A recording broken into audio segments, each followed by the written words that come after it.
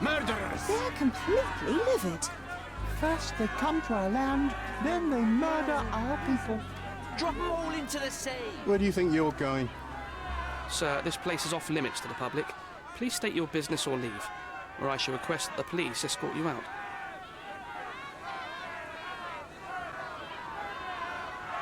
My name is Sherlock Holmes. I'm a private investigator. I'm looking for a witness for a case. A private investigator? Really? Even so, you're not authorised. I can't let you in. And you are? I'm Ronald Harlow, here to handle the refugee situation on behalf of City Hall. I'm the acting supervisor here, so I have full authority here to ask you to leave, or I shall order the police to detain you for trying to pass the blockade. Please, step back.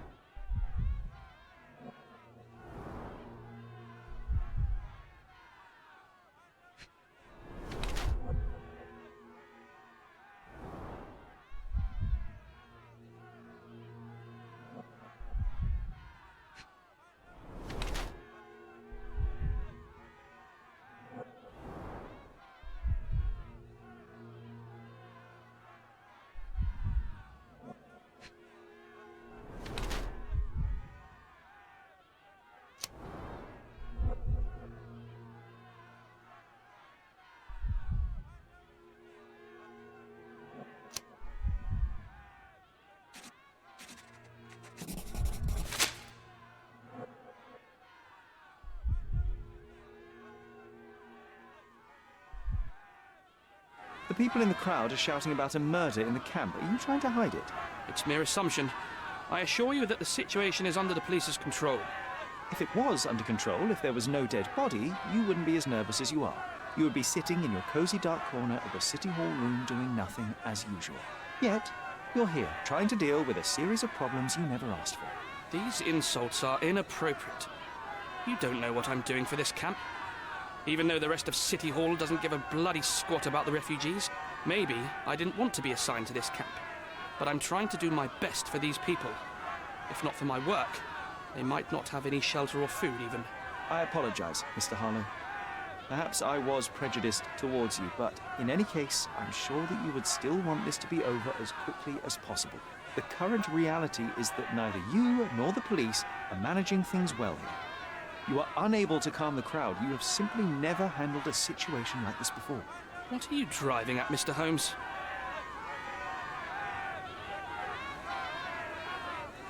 I can help you to handle the situation if you're truly interested in solving things quickly and quietly.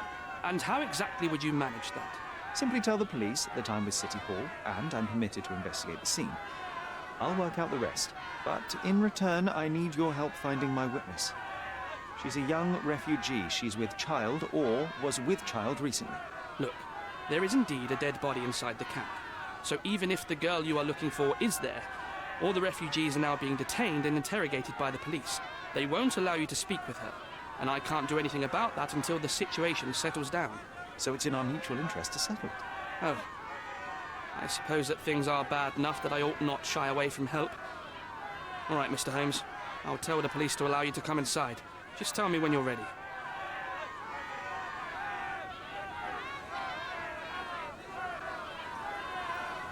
Mr. Harlow, how did the refugees end up here exactly? Oh, so you're not from around here yourself? I've been away for some time, but I read the papers. Yes, this whole story has been in the papers for almost a year now. They were smuggled to Cordona on a ship from Africa. Smuggled? Then why didn't you deport them?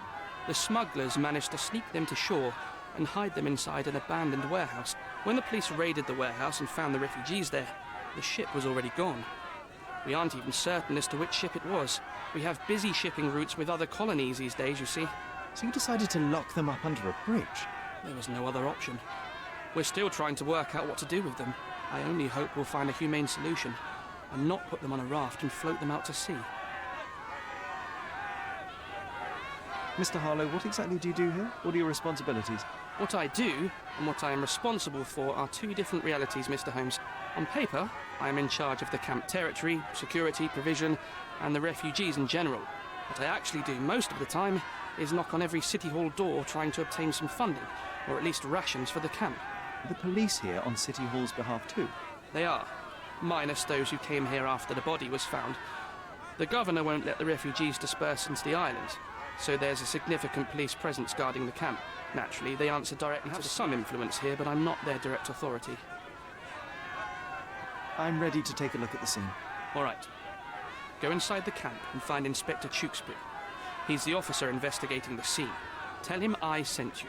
Say you're an independent expert from City Hall. He'll fill in the details for you. I'll find my way with words. Thank you, Mr. Harlow.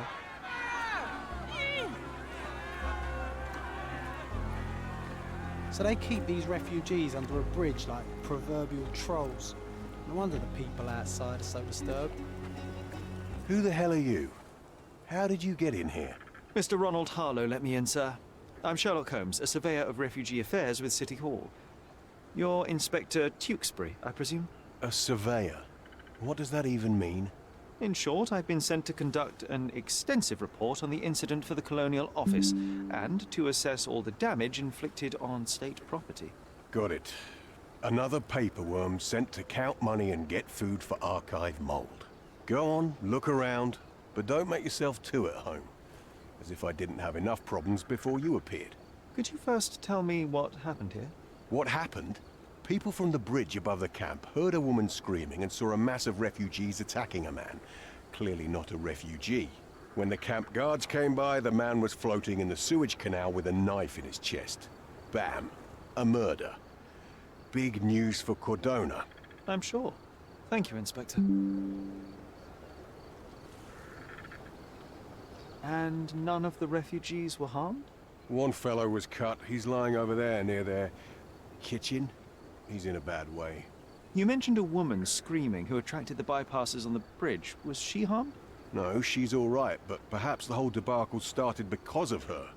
She started wailing and the refugees stood up for the girl. And where is this young woman now? Back there in the shacks, same as the rest of the refugees. She's being questioned by my men, but she's just some refugee girl. Can't understand much English.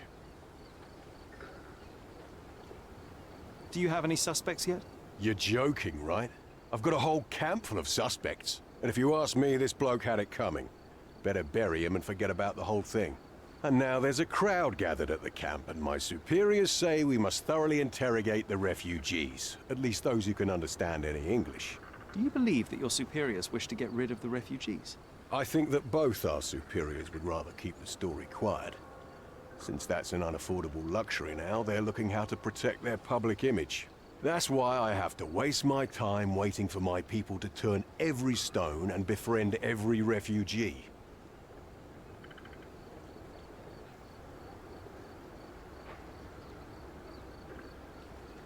Did you learn anything about the dead man? The fellow looks like a thug. I've had dozens like him fished out of the sea over the past 20 years. Ever since these refugees arrived, there have been people on Cordona with bad blood in them. My best bet is that this thug had something against them too. And no clue as to his identity? He had some items on his body, but nothing to indicate who he was or where he was from. I think I should catalogue his possessions in my records. Go on. They're on the table near the body.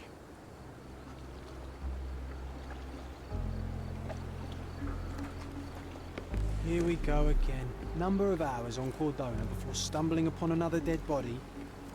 0.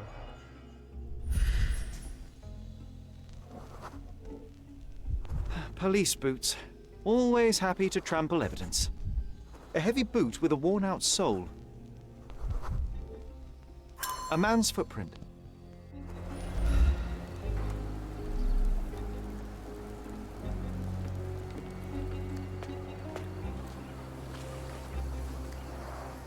Oh, carnelian agate beads, a traditional African adornment.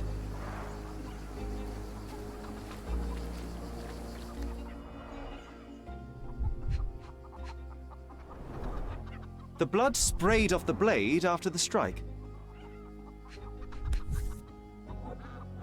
No hint of blood or impact. It might have been used as an improvised weapon.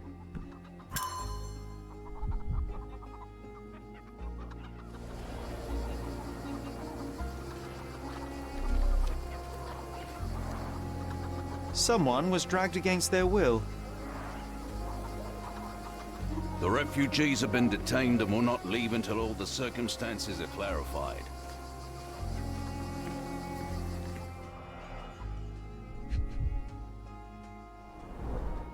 He is in shock, feverish and dehydrated.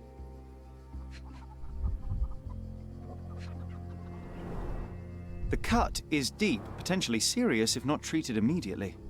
Sherry, you know first aid. Surely you have a duty to help this man. You can't leave him to certain death.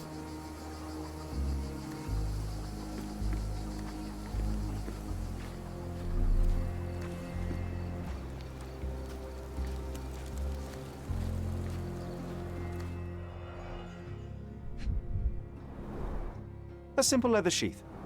Perfect for a dirk. Malpal, soaked with salt water. £1,000. A fair sum, especially considering British currency isn't very common in Cordona.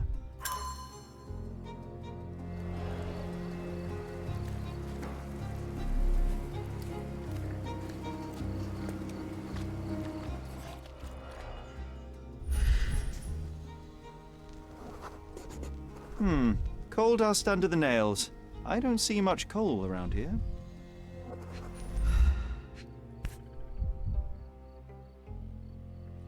A steel dirk, sharp.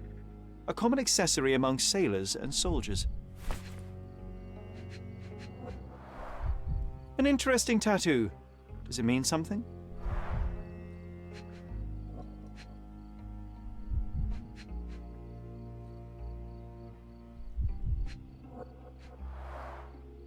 Heavy boots, with one sole far more worn than the other. This man was limping John.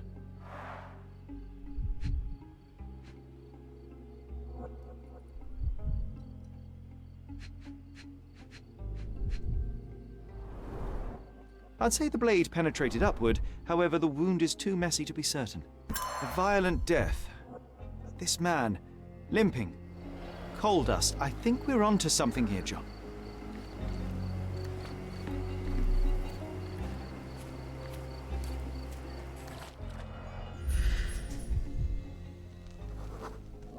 A furrow in the ground. A blood trail leading to or from the canal.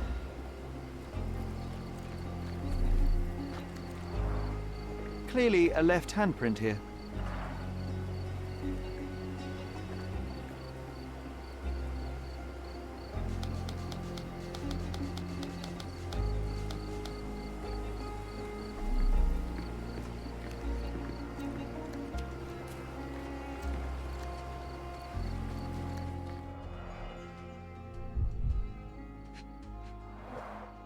A fresh crack, as if the crate was hit recently.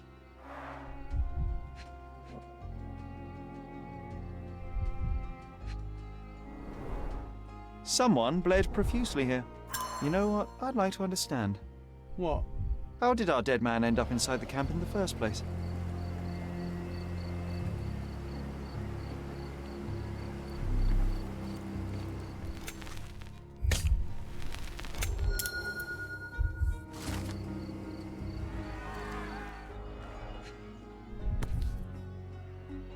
A single Malpal butt.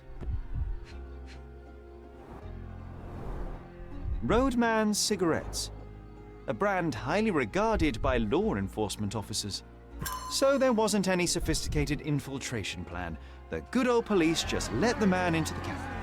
Now we have everything we need to get the full picture of what happened at the camp.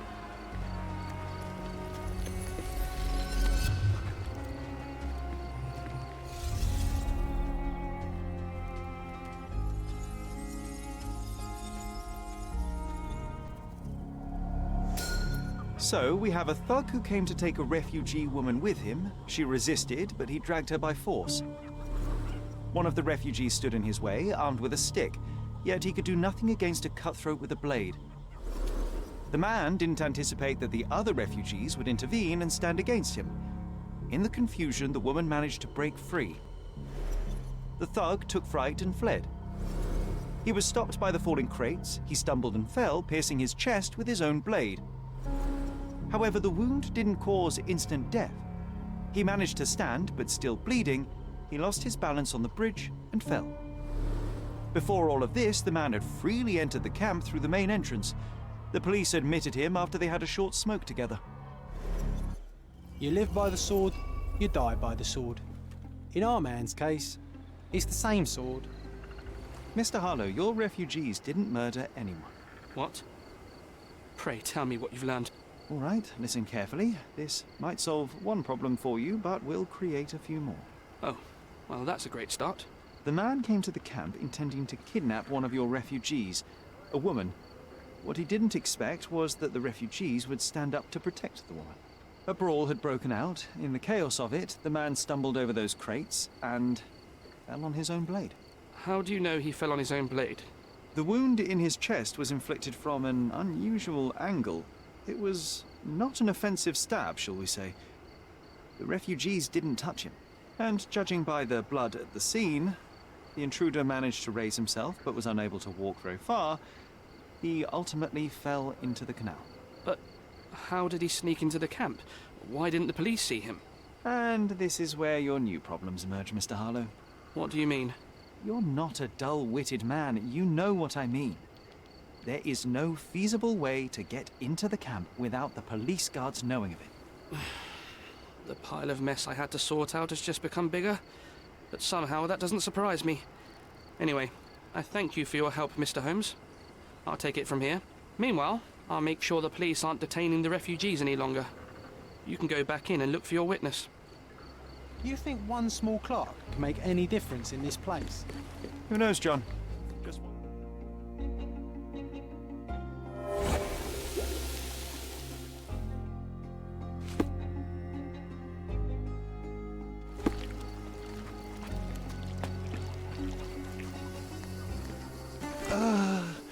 Thank you. This should make you feel better, my friend. Now remain lying down and drink as much water as you can. Well done, Sherry. At least he won't die from the infection. You're the one who tended to our man's wounds. I thank you greatly. The police didn't allow us to help him. The police will leave you alone now. I've proven to them that the man who came into the camp died due to his own foolishness. Thank you for standing up for us. But nobody would help us without a reason. You're here because you want something. Yes, I do. I need to speak with the girl drawn here. The dead man came for her too. He wanted to take the girl away, but we won't allow her to be hurt again. What do you want from Nayla? Nayla. She was hurt some time ago. I'm here to find the people who did this and bring them to justice. And to find them, I need Nayla's help. Will you let me speak to her? Justice. There's no justice on this land. But you helped us, so maybe your words are not empty. You can speak to Nayla, if she wants it. But I will be watching you. Hello, Nayla?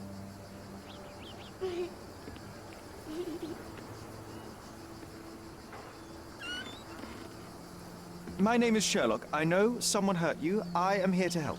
I'm trying to find the people involved and bring them to justice. Please.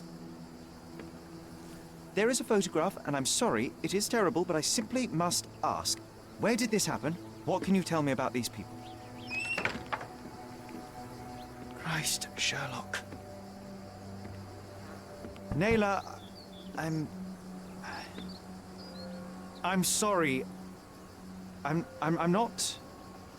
not very good at this. You come here for me, but you are rude and cruel and condescending. A cross. The man had this cross. Now go away. Leave us be. I do not need another white man's help.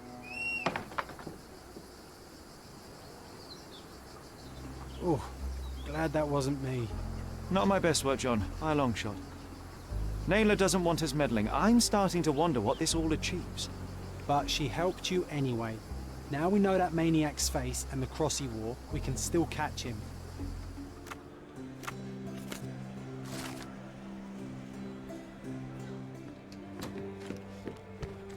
If you're here on matters of signing up for military service, come back tomorrow. Our department needs to straighten out some business.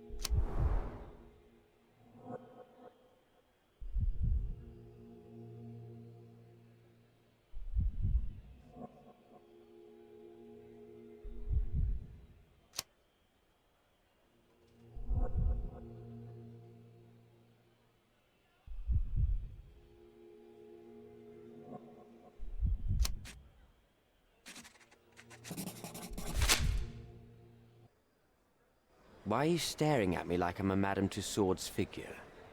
Didn't you hear what I just said? On my way here, I was wondering whether you might regret what you did. I tried my best to retain at least a shred of faith in humanity. I had hoped that you would hear her scream, see her face in your dreams, or at least once ask yourself how Naylor might feel. Who?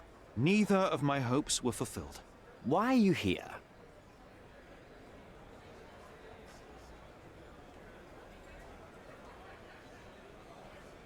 Do you recognize this man? We definitely look alike. But you have the wrong person. Really? Then you won't mind if I pass this along to the newspaper? All right. All right. Is this about money, as you said in the letter? What kind of sum are we talking about? I've never written a single word to you. Bribery, not my style. So, that letter, it wasn't from you? Well, it appears that more and more people in the city are finding out about your despicable hobby, doesn't it? You're in the clutches of justice, and very soon they will squeeze you. It's in your best interest to cooperate. Fine. I suppose now we have a nice long talk. Do you drink, Mr. Sherlock Holmes. And I do not. Shame. All the best discussions are accompanied by a glass of whiskey. But out of respect for you, I won't drink either. Respect? That's an unusual word in your mouth, Mr. Where are my manners? My name is Thomas Norton, a British envoy in Cordona on a military mission. So, where do we start?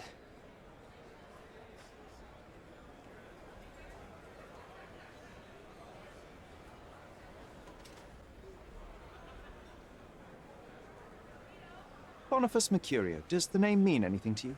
He's an artist, right? The one responsible for the painting that compromises you. I found him dead in his room. Oh, that is bad. Wait, you don't think that I have anything to do with this? You had motive to kill him. Maybe I did, but listen. I know how this looks, but murder? That's on another level. I had thoughts that this Mercutio... Mercurio? Well, him, yes. I thought he could have been the blackmailer. But I was too afraid to make any hasty decisions. There were plenty of ways to fail by making a move, so I chose to wait. To see what he would do next. You have to believe me. I don't believe people, I believe evidence. Then look at the evidence.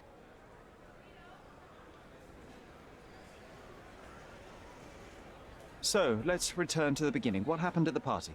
I vaguely remember that night. As usual at such parties, you meet people, you talk with them, they invite you to spend some time alone with them. What can I say? I got myself mixed up with the wrong company, and somebody must have mixed some psychoactive substance in my drink. After that, it's all blurry. I completely lost my sanity. I made a terrible mistake which I regret deeply. You don't say. Do refugee girls often appear on the menu at those types of parties? It's rather rare. So you didn't attend the party to engage in an exotic experience involving a vulnerable woman unable to accuse you of assault? I would never have planned such a terrible thing. What happened was just bad circumstance. The painting that depicted you in the image of the devil was stolen by a mercenary. Did you have anything to do with it? I might be a rotten person, sir, but hiring criminals for illicit purposes is not in my daily schedule. And buying the painting in an attempt to hide the crime, is that on your daily schedule? What would you do in my situation? I would never put myself in such a situation. You're young. I could never have imagined myself in my current position, yet here I am in front of you. We all make mistakes, Mr. Holmes, and I'm no exception. You mentioned blackmail. Tell me about it. All right. A couple of days ago, I received an anonymous letter. It said that in the art gallery at Caravansary there exists a painting that incriminates me. The blackmailer made it clear that if there is a painting, then a photograph exists too. And I should be wary of what it might do to my reputation. What does the blackmailer want from you? Money, of course. What else do such people want? Needless to say, I don't remember anyone taking photographs at the party. Up until the last moment, I hoped he was bluffing. But he wasn't, as you've just proven to me. Show me the letter. I burnt it as soon as I read it. I've left enough evidence. There's no need for any more. Mr. Holmes, I've built my entire career on hard work and uncompromising dedication to the Crown. I made a mistake, but I'm not a villain from some cheap adventure fiction. By putting me behind bars, you will benefit precisely no one. Rotting in prison is the least you deserve, but I have a better idea. You will make amends and help the ones you hurt.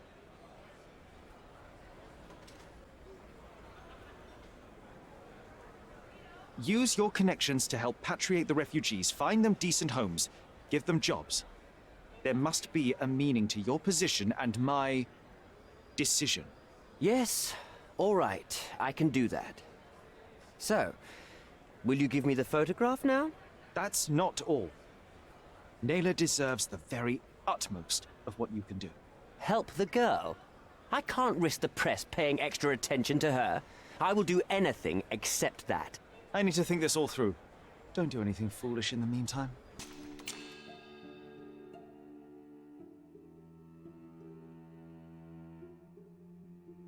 Almost. The refugees, what will happen to them? Well, I wouldn't be standing here in this fancy office if I didn't know how to pull the right strings. In fact, it's the only thing I know. The local governor will receive a decree signed by the House of Lords containing a request to patriate the refugees in the name of the Crown. From where did you gain such influence? I never asked you how you found the photograph. So don't ask the magician how he performs his tricks. But how can I believe you? Ugh, I presume you do believe in my selfishness. The initiator of the refugee salvation will be none other than the British envoy, savior and protector of those in need. It's a win situation for me, too. Now, what about the photograph? You deserve to be punished, but the greater good is what matters here. I won't bargain it for justice for Naylor. I'm glad that this situation is over. It will be over when you settle the matter of the refugees. You have my word, Mr. Holmes.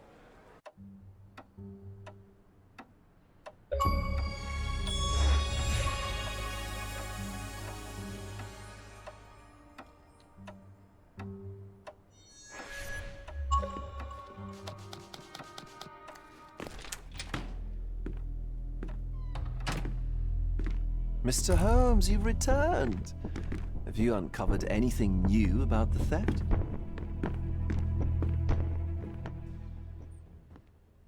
I've brought news, but not all of it will please you. Fill me in, Mr. Holmes. I won't shoot the messenger.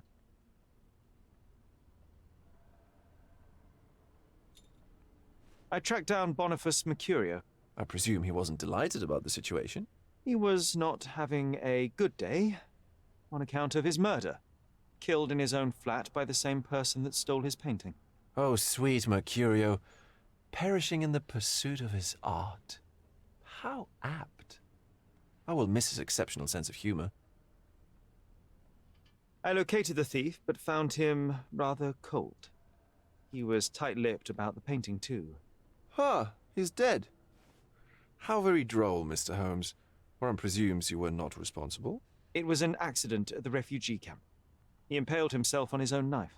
Life is nothing if not cruel and capricious. What about the stolen painting? Have you located it? Unfortunately, I could not locate the missing painting. Oh, Mr. Holmes, such disappointing news. Not even a shred of information? The slightest lead?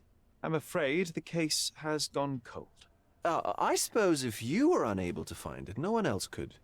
What a pity. Oh, but I can tell. You learned something else, didn't you? What happened to your crusade of truth? Was it not that important, after all? No truth will satisfy you, Mr. Vogel. It was not an attack, Mr. Holmes. If you've chosen not to tell me, I respect your intention. But it is just rather boring, isn't it? It is what it is. Well, now that we've resolved all of our outstanding matters, I have a gift for you. I took the liberty of having it delivered to Stonewood Manor. I am told it belonged to your mother.